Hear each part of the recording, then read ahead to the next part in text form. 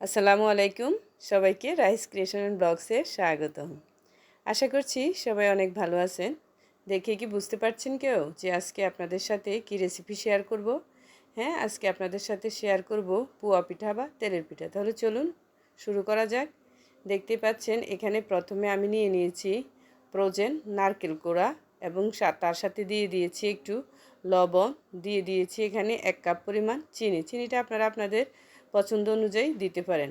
এখন এই ফ্রোজেন নারকেলটা আমি হাত দিয়ে ভালোভাবে ভেঙে নিয়েছি। তারপর এখানে দিয়ে দিচ্ছি আমি 2 কাপ পরিমাণ চালের গুঁড়ো এবং আধা কাপ পরিমাণ ময়দা।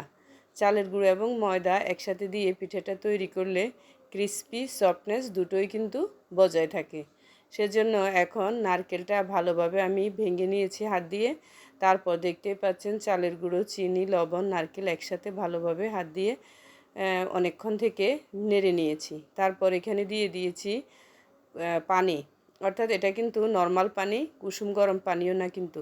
এরপর পানি দিয়ে আস্তে আস্তে আমি ডোটা ভালোভাবে হাত দিয়ে ময়ান করে নিচ্ছি। এভাবে কিন্তু আপনারাও ভালোভাবে ময়ান করে নেবেন, কারণ এই ময়ানের ভিতরেই কিন্তু আমাদের পিঠাটা কতটা ফুলবে সেটা কিন্তু নির্ভর করবে। সেজন্য যতটা সম্ভব এভাবে আপনারা অবশ্যই ময়ান করে নেবেন। প্রথমে আমি একটু পানি দিয়ে ভালোভাবে করেছি, এরপর আবারও পানি দিয়েছি। এরপর এখানে এখন দিয়ে দিয়েছি একটা ডিম। আপনারা কিন্তু প্রথমেই লক্ষ্য করেছেন আমি কিন্তু চিনি, নারকেল কোড়া, লবণ দিয়ে ভালোভাবে নিয়েছি নেড়ে। তারপর এখন ডিমটা দিয়ে ভালোভাবে আমি আবারও এটা সফট ময়ান তৈরি করে নিয়ে এটা আধা ঘন্টা আমি রেস্টে রেখেছিলাম। এবার একটা হ্যান্ড হুইস্ক দিয়ে এটা ভালোভাবে আবারও আমি ফেটিয়ে নিচ্ছি, কারণ এটাতেই আমাদের পিঠাটা কতটা ফুলবে সেটা নির্ভর করবে। এবার চুলাতে একটা কড়াই বসিয়ে দিয়েছি। তো কড়াইতে তেল দিয়ে দিয়েছি পর্যাপ্ত পরিমাণে। এটা তো ডুবো তেলে ভাজতে হবে, সেজন্য তেলটা আগেই গরম করে নিতে হবে, কারণ তেল যদি গরম না হয় তাহলে কিন্তু আমাদের পিঠাটা ফুলবে না। দেখতে পাচ্ছেন আমি তেলের চামচ দিয়ে তেলটা উপর করে দিয়ে দিচ্ছি আর পিঠাটা সুন্দরভাবে ফুলে উঠছে। এরপর যখন এভাবে ফুলে উঠেছে তারপর আমি কিন্তু এটা উল্টিয়ে দিয়েছি। তারপর আরেকটা পিঠাও দিয়ে আপনাদেরকে দেখিয়ে দিচ্ছি। দেখতে পাচ্ছেন যখন গোল্ডেন ব্রাউন কালার এসেছে তখন কিন্তু আমি পিঠাটা নামিয়ে নিব। এভাবে আমি কিন্তু সবগুলো পিঠাই বানিয়ে নিয়েছি। দেখেই খেতে ইচ্ছে করছে, তাই না? অবশ্যই বাসায় একবার হলেও বানিয়ে খাবেন।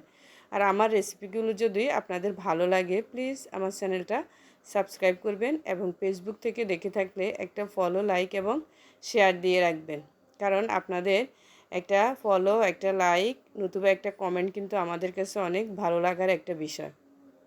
আর এই পিঠাটা আমি বানিয়েছিলাম আমার শাশুড়ির জন্য। আমার শাশুড়ি এসেছিল, উনি আবার এই পিঠা খেতে পছন্দ করে, সেজন্য এটা বানিয়ে ওনাকে খাইয়েছিলাম। আর এভাবে নারকেল কোড়া দিয়ে ডিম দিয়ে যদি পিঠাটা তৈরি করেন আসলেই খেতে কিন্তু এটা অনেক বেশি সুস্বাদু হয়। আপনারা অবশ্যই বাসায় একবার হলেও এটা ট্রাই করবেন। আর দেখতেই পেয়েছেন আমি সবগুলো পিঠাই এভাবে আস্তে আস্তে করে তেলে ছেঁকে ছেঁকে ভেজে নিয়েছি। এরপর পরিবেশনের পালা। দেখেন আমার পিঠাগুলো কতটা সুন্দর হয়েছে। আপনারা অবশ্যই বাসায় একবার হলেও ট্রাই করবেন, আর খেয়ে যদি ভালো লাগে আমাদের জন্য দোয়া করবেন। আল্লাহ হাফেজ।